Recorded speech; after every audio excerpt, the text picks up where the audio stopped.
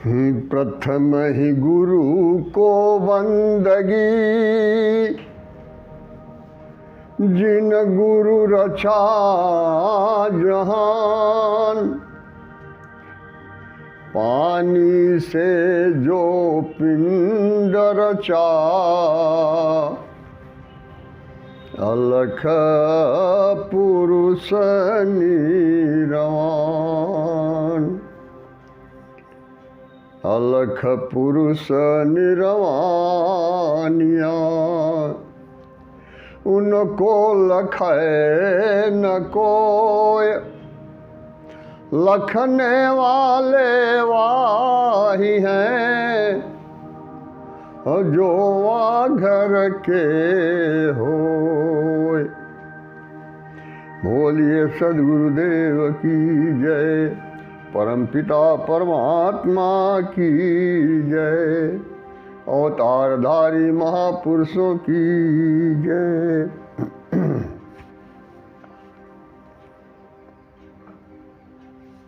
आज हम लोग विचार करेंगे हमारी भारतीय संस्कृति के अंदर यह जो सत्यनारायण व्रत कथा, वह इतना घुल मिल सा गया है कि हर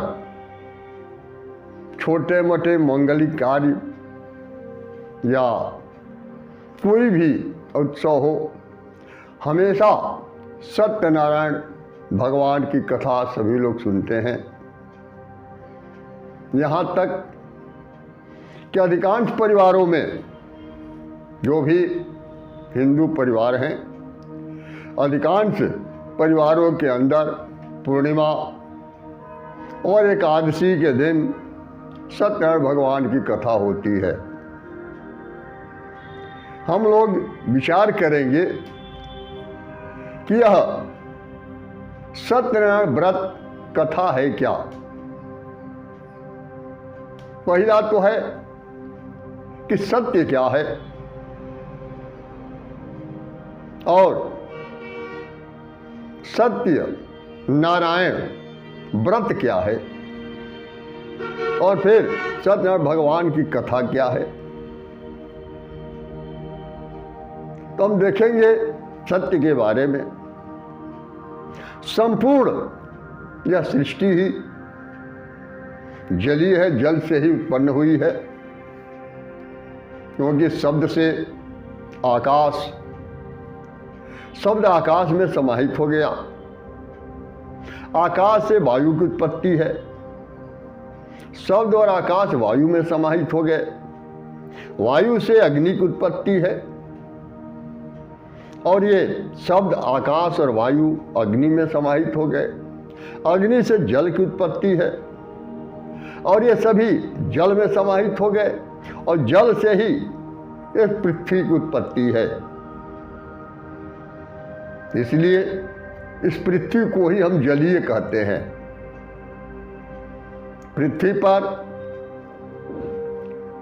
3/4 भाग जल है, और केवल 1/4 भाग ही थल है। ठीक उसी तरीके से जो हमारा मानव तन है, मनुष्य का शरीर है, इस शरीर में भी 3/4 जलीय अंश है, और 1/4 ही पृथ्वी तत्व है।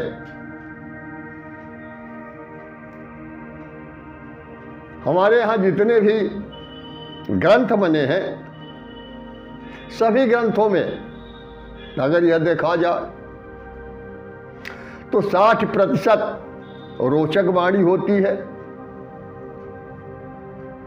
30% उसमें भयानक है, और मात्र 10% ही उसमें यथार्थ है। तो जो विवेकी संत गहराई में डुबकी लगाता है, वह तो वो 10% सत्य को निकाल लेता है बाहर, और नहीं तो रोचक और भयानक वाणियों में ही वह गोता लगाता रहता है, वह सत्य को प्राप्त नहीं कर पाता। तो पहला तो हम विचार करेंगे कि सत्य है क्या। जो सृष्टि के आदि में था, आज भी है, और सृष्टि के समाप्त हो जाने के बाद भी रहेगा, उसको सत्य कहते हैं। जो सदा शाश्वत रहने वाला है, उसमें किसी प्रकार का कोई परिवर्तन नहीं होता। जो क्षण क्षण बदल रहा है वह सत्य नहीं है, वह मिथ्या है, क्योंकि उसका कोई अस्तित्व नहीं है। सत्य वही है जो सदा रहने वाला हो। अब यहां जो है आता है सत्यनारायण व्रत। सत्य जो है वह नारायण, नार कहते हैं जल को,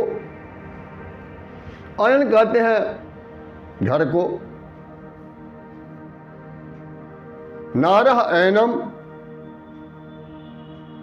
जस्य स एव नारायण। जल ही, जल जिसका घर है वही नारायण है। और सत्य नारायण जो सत्य है वही जलीय सृष्टि में वह एक तरह से घुल मिल गया है। यह संपूर्ण जलीय सृष्टि ही उसका घर है। अब जो व्रत है, व्रत कहते हैं दृढ़ संकल्प को। तो यह खोजना कि यह संपूर्ण सृष्टि के अंदर वह जो सत्य है क्या है, उस सत्य को ढूंढ करके और बाहर निकालना, उसको समझना, इसी को सत्यनारायण व्रत कहते हैं। कि यह व्रत लेना कि आज से हम यह खोजेंगे कि वो सत्य है क्या। क्योंकि हम देखते हैं कि सभी लोग इस संसार में जितने भी मनुष्य हैं, सभी मेरा मेरा कहते हैं। मेरा शरीर है, मेरी इंद्रियां हैं, मेरी बुद्धि है, मेरा सब कुछ है। लेकिन आखिर मैं कौन हूं, इसको कोई जान नहीं पाता। और इस मैं तत्व को खोजने का जो संकल्प लेता है, उसी को हम सत्यनारायण व्रत कहते हैं। और उसके बाद जो जो इस व्रत को लिए और जो सत्य को खोज लिए, सत्य के साथ एकाकार हो गए और फिर अपने आप में समाहित हो गया, आत्म तत्व का बोध हो गया, वह तो इस आवागमन से मुक्त होकर के और फिर अपने मूल स्थान पर चले गए। कथानक की जो शुरुआत होती है कि एक बार 88,000 ऋषि महर्षि नैमिषारण्य में एकत्र हुए और वहां पर शौनक आदि ऋषि जो हैं वो सूत जी से, जो पुराणों के ज्ञाता हैं, सूत जी से पूछे कि महाराज कोई ऐसा व्रत या तपस्या हम लोगों को बताइए जिस व्रत को करने से या तपस्या करने से ये जो संसार के पीड़ित इंसान है, क्योंकि संसार में पीड़ा के अलावा दूसरा कुछ है नहीं। कोई किसी पीड़ा से परेशान है, कोई कुछ झूल झेल रहा है, किसी के को कुछ दुख है, अनेक प्रकार की पीड़ाओं में उलझा हुआ है। क्योंकि कहा भी गया है कि सुख दुख मेला, सुख दुख मेला जग के भाऊ, और त्रिवेणी के घाट नहाऊं। तन मन सोधी रहे गलताना, और सोलखी पावे पुरुष पुराना। कहते हैं कि संसार ही, सृष्टि ही दलीय है, सुख दुख का मेला लगा हुआ है। तो जब सुख आता है तो सुख क्षणिक होता है। आदमी, मनुष्य समझ नहीं पाता, उसमें अहंकार पैदा हो जाता है, और जब दुख का समय आता है तो छटपटाने लगता है। तो वही पूछते हैं कि अगर कोई ऐसा व्रत हो तो आप बताइए हम लोगों को। सूत जी कहे कि बहुत ही उत्तम प्रश्न आप लोगों ने किया है, और इससे जगत का कल्याण होगा। एक बार नारद जी भी घूमते घूमते और जब पृथ्वी लोक पर आए तो यहाँ पर जिधर जाते हैं देखते हैं कि हर जगह रुदन हो रहा है, अनेक प्रकार की पीड़ाओं को लोग झेल रहे हैं, कहीं भी उन्हें सुख शांति नहीं मिली। तो ठीक उसी समय वो विष्णु, भगवान विष्णु के यहाँ पहुँचे और वहाँ जा कर के और उनसे पूछे कि महाराज, इस धरातल पर जितने भी जीव जंतु हैं 84 लाख योनियों में विचरण करते हुए अनेक प्रकार की पीड़ाओं को सहन करते हैं, और कहीं भी सुख शांति और आनंद नहीं है। तो कोई ऐसा उपाय बताइए जिससे इस जीव का कल्याण हो सके। तब वो नारद जी को बताए और कथा कहानी शुरू होती है, जो जो व्रत लिया उसका।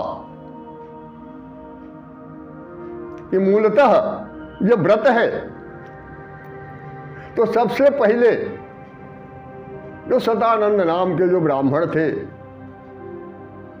वो अनेक प्रकार की पीड़ाओं से वो पीड़ित थे, कष्टों को झेल रहे थे, हर तरह का अभाव था। तो स्वयं उन पर कृपा करने के लिए, कल्याण करने के लिए स्वयं परमेश्वर वृद्ध ब्राह्मण का रूप बना करके और उनके यहाँ जाते हैं और उनको बताते हैं कि आप जो हैं, जो सत्य है इस सृष्टि के अंदर, जो नारायण है, जो सृष्टि के रचनाकार हैं, वह आपके अंदर हैं, संपूर्ण सृष्टि में वो व्याप्त है। आप उनको खोजिए और उनके साथ आप एकाकार होइए, और इस सांसारिक जो कुछ भी देख रहे हैं अपनी चरम दृष्टि से, यह सब कुछ माया का जाल है। और जब तक आप उस परमपिता परमेश्वर के साथ आपका संबंध नहीं जुड़ेगा, जब तक उनके साथ एकाकार नहीं होंगे, तब तक सुख शांति और आनंद की प्राप्ति नहीं होगी। तो व्रत का विधान बताए, और उसके बाद जब वो सतानंद ब्राह्मण जब उस व्रत का पालन किए, व्रत को किए और प्रभु का सुमिरन, परमपिता परमेश्वर का जब सुमिरन करते हुए और संपूर्ण उनको समर्पित कर दिए, तो उसके बाद से उन्हें उनके सारे संकट दूर हो गए और वो जो सुख शांति और आनंद की अनुभूति करने लगे। क्योंकि कहा भी गया है ईशावास्योपनिषद में कि ईशावास्य इदं सर्वं यत्किंच जगत्यां जगत् तेन त्यक्तेन भुञ्जीथ मा गृधकस्यसि धनम्। जो कुछ भी हम देख रहे हैं, आंखों से दिखाई दे रहा है, सब ईश्वर का निवास स्थान है। सब जगह ईश्वर विराजमान है।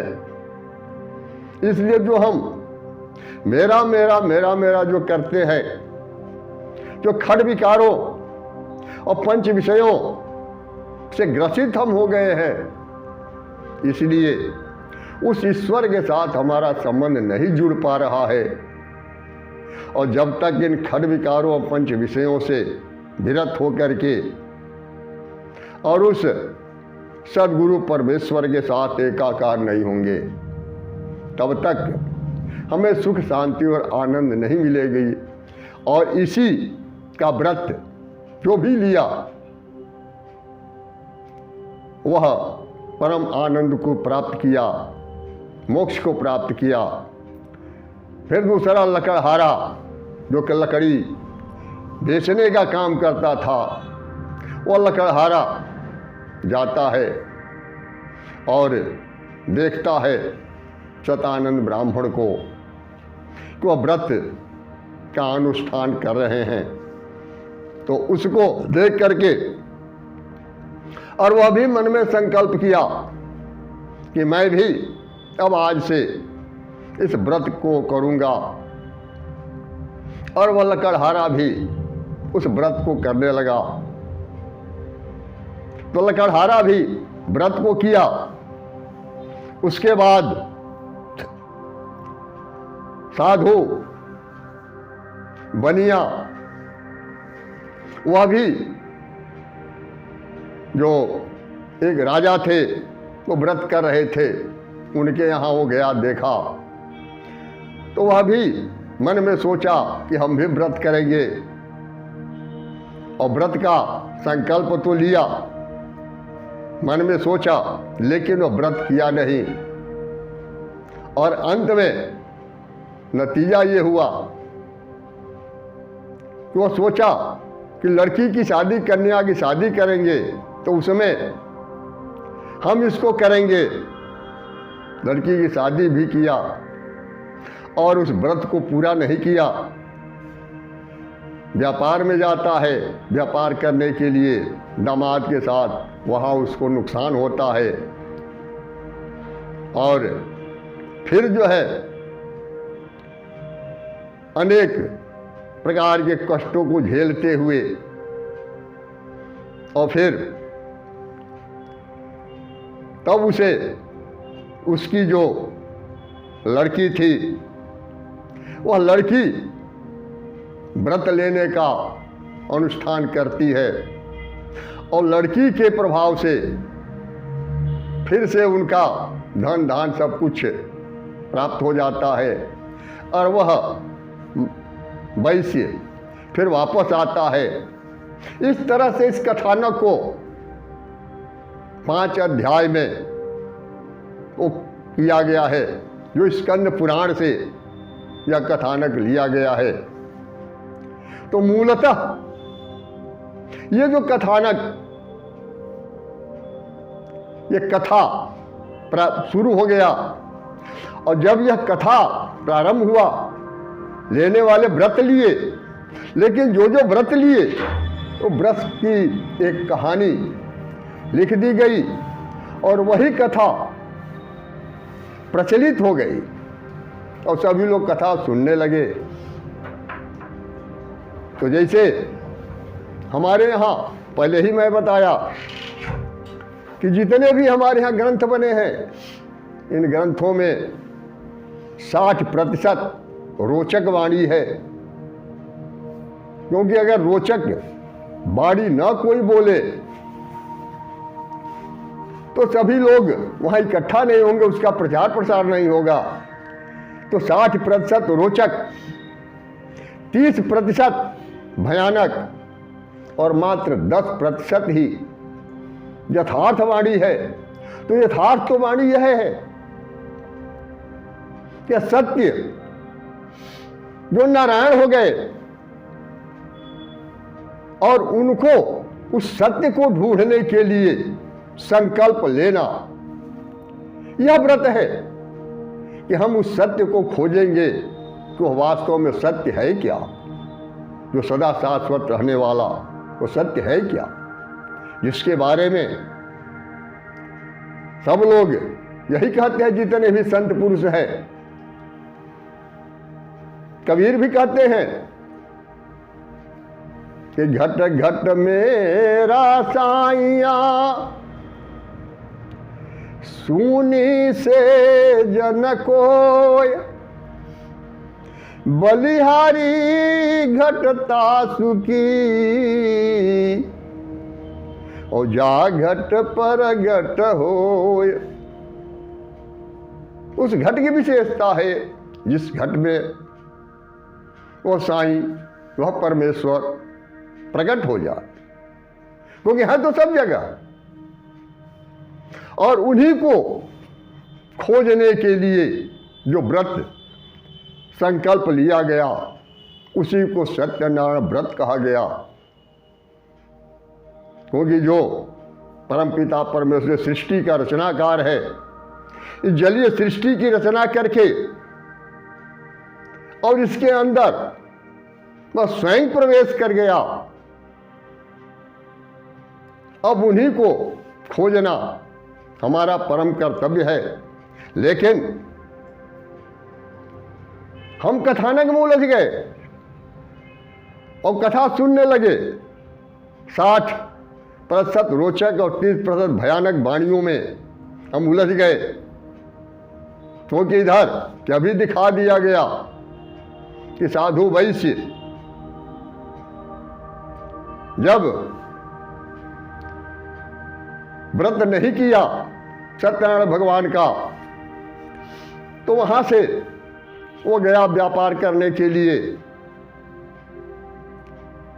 और धर्मशाले में जहां ठहरा था वहां पर चोर चोरी किए राजा के यहाँ और चोरी का सामान ले जा करके, और जहां वैसे था पकड़े जाने के भय से वहीं पर फेंक करके और वहां से भाग गए। और जब सिपाही पहुंचते हैं तो वहीं पर वह सामान मिलता है, उसको पकड़ करके जेल में डाल दिया जाता है। सारा दौलत उसका जब्त हो जाता है और इस तरीके से वह उलझन में फंस जाता है। यह भयानक है। और फिर जब वह कलावती कन्या जो साधु वैश्य की है और वह जब फिर से व्रत करती है तो वह पुनः मुक्त कर दिए जाते हैं। सारा धन दौलत लौटा करके राजा छोड़ देता है। लेकिन फिर जब वो लौट करके आते हैं, दूत जाकर के खबर देता है कि वो लोग आ गए हैं। लेकिन इधर जो कलावती कन्या है वो प्रसाद न ग्रहण करके और दौड़ी हुई जब चली जाती है वहां पर, तो नतीजा ये है कि वह जो उसका पति है वो नाव सहित गायब हो जाता है। और फिर जब वह सती होने के लिए तैयार हो जाती है तब आकाशवाणी होता है और फिर वह प्रसाद ग्रहण करती है और उसका पति वापस आ जाता है। तो इस तरीके से इस जीव को, मनुष्य को रोचक और भयानक वाणियों में इतना उलझा दिया गया कि उसी में सभी लोग उलझ कर रह गए। और जो मूल तत्व है, यथार्थ है, उसको कोई पकड़ नहीं पाया कि वास्तव में सत्य है क्या। कथा सभी लोग सुनते हैं, कथा होता है, पंडित जी आए, कथा बाँचे और एक एक अध्याय पर शंख बजा, अंत में प्रसाद लेकर के सभी लोग अपने अपने घर गए। लेकिन अगर किसी से कुछ पूछा जाए वो कथा है क्या, तो कोई भी व्यक्ति यह बताने के लिए तैयार नहीं है कि कथा है क्या। केवल इतना ही समझते हैं कि कथा सुने और प्रसाद ग्रहण किए। जो प्रसाद नहीं ग्रहण किया उसका नुकसान हुआ, और जो प्रसाद ग्रहण कर लिया उसको लाभ मिला। तो वह जो व्रत था, व्रत कथा में बदल गया। इस तरीके से इस जीव को भ्रम में डालने के लिए अनेक प्रकार की कथा कहानियां गढ़ दी गई। और यह मूल तत्व है उस सत्य को खोजना, जो सत्य नारायण हो गए। और सत्य नारायण भगवान, क्योंकि जब वह चेतन ब्रह्म परमपिता परमेश्वर जब तक इस शरीर के अंदर है, जब तक यह चेतन आत्मा है, तभी तक श्वास आ रहा है और जा रहा है। और श्वास के साथ उनका संबंध है जहां श्वास बंद हुआ, कि यह शरीर 5 तत्वों से निर्मित है।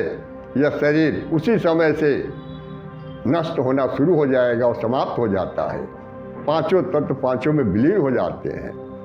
इसलिए इस शरीर में रहते हुए उस सत्य को खोजना, जो सत्य जल के अंदर, जल में गुम हो गया, जलीय सृष्टि के अंदर, और वह सत्य पकड़ में नहीं आता है। वह सत्य है क्या, मैं कौन हूं, इस मैं तत्व को खोजना। और जब तक सदगुरु परमेश्वर के साथ हम एकाकार नहीं होंगे, क्योंकि जीव, ब्रह्म और माया तीनों इस शरीर के भीतर ही हैं। ब्रह्म भी है, जीव भी है और माया भी है। माया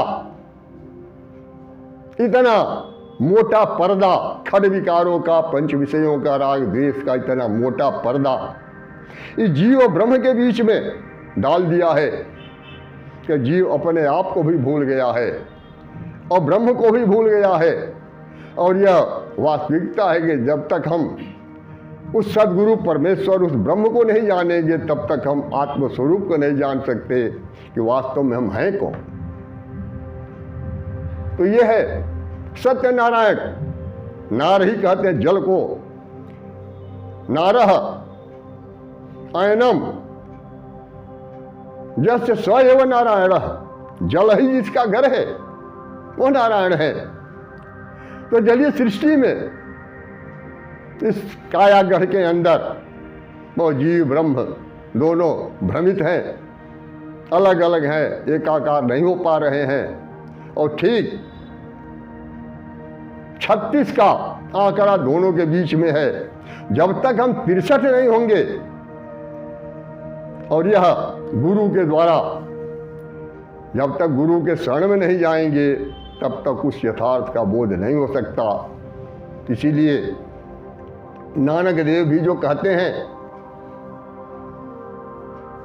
कि काहे रे बन, काहे रे बन खोजन जाई, काहे रे बन खोजन जाई, काहे रे बन सर्व निवासी सदायले पा सर्व निवासी सदायले पा सबहि नमाहि समाई सबहि नमाहि समाई काहे रे बन खोजन जाई काहे रे बन खोजन जाई। सबके अंदर वह परमपिता परमेश्वर विराजमान है, लेकिन मन मन में हम भटकते फिरते हैं। मंदिर मस्जिद गिरजाघर गुरुद्वारा उसी में जाकर के हम अपना माथा टेकते हैं, और जहाँ वो मौजूद हैं वहाँ हम नहीं जा पाते, क्योंकि हम व्रत नहीं लेते, सत्यनारायण व्रत नहीं लेते। हम सत्यनारायण की कथा सुनते हैं, और कथा सुनते सुनते वही एक परंपरा सी बन गई, क्योंकि बड़ा आसान वो पड़ जाता है कथा सुनना, और व्रत लेना तो कठिन हो जाएगा, साधना के क्षेत्र में उतरना पड़ेगा। ये कहते हैं कि पुष्प मध्य जिमी पुष्प मध्य जिमी बसत वासना पुष्प मध्य जिमी बसत वासना मुकुर मध्य छाई मुकुर मध्य छाई। वैसे ही हरि रहत निरंतर वैसे ही हरि रहत निरंतर, और घट में खोजो भाई घट में खोजो भाई काहे रे बन खोजन जाई काहे रे बन खोजन जाई। तो परमपिता परमेश्वर सब घट घट में विद्यमान है। तुम इधर उधर कहां भटक रहे हो, घट में ही खोजो। कहते हैं कि बाहर भीतर अगमय गोचर बाहर भीतर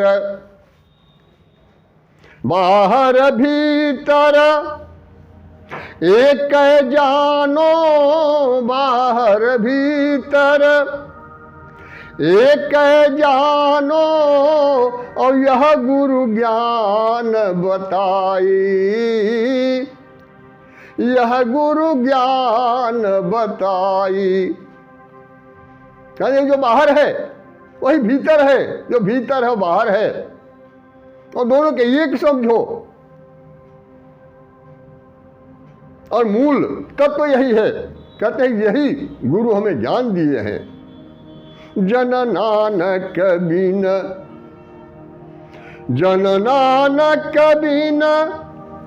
आपा चिन्ह जन नानक बिन आपा चिन्ह, और मिटे न भ्रम की काई काहे रे बन खोजन जाई काहे रे बन खोजन जाई। जब तक आत्म तत्व का बोध नहीं होगा, जब तक यह बोध नहीं होगा कि मैं कौन हूं, जब तक मेरा में उलझा रहेगा, तब तक यह भ्रम दूर नहीं होगा, और यह सुख दुख से अलग नहीं हो सकते। इसलिए अगर इस सृष्टि के अंदर, संसार के अंदर परम सुख, परम शांति और परम आनंद तुम चाहते हो तो अपने आप को पहचानो कि वास्तव में हम हैं कौन, और यही अपने आप को पहचानने जानने के लिए व्रत लेना, यही सत्यनारायण व्रत है। लेकिन यह जो कथा में बदल दिया गया इसको, अब यह कथा में कौन बदला? जैसे जो कहा जाता है भगवान सत्यनारायण, भगवान के बारे में स्पष्ट कहा जाता है कि भगेन भगवंतस्या, भग से ही भगवान होता है। तो जिस पुरुष के पास भग है वह पुरुष भगवान है, और जिस स्त्री के पास भग होता है वह स्त्री भगवती होती है। लेकिन कुछ लोग भग और लिंग से अभिप्राय पुरुष और स्त्री जनेंद्रिय से लगा लिए। भग के बारे में स्पष्ट कहा गया है कि ऐश्वर्यश्च समग्रश्च, ऐश्वर्यश्च समग्रश्च धर्मश्च यशसा श्रियः ज्ञान वैराग्य इति खरानाम भग उच्यते। इस छह को भग कहा जाता है कि समग्र ऐश्वर्य जिसके पास है, जिसके पास धर्म है। तो यह जो हम देखते हैं हिंदू, मुस्लिम, सिख, ईसाई, यह धर्म नहीं है, यह संप्रदाय है। धर्म तो एक है और वह है सनातन धर्म, और वह है मानव धर्म, जिसके 10 लक्षण बताए गए हैं।